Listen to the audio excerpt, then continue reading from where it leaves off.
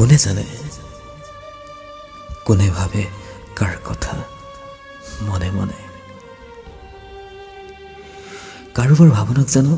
বাধা দি ৰাখিব পাৰি ভাৱনাবোৰতো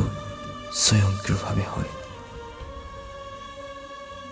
যাক পক্ষপাত কৰিব নোৱাৰি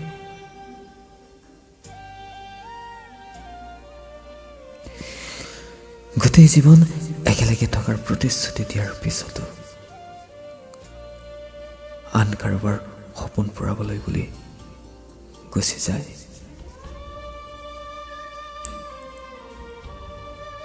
সঁচাকৈ ভাল পোৱাৰ নাই একো মূল্য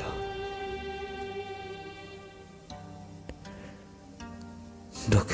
বেদনাৰ বাদে একো দিব নোৱাৰে চকুৰে চকুলো বোৱা আৰু হাজাৰজনৰ হাজাৰটা সপোন ভঙা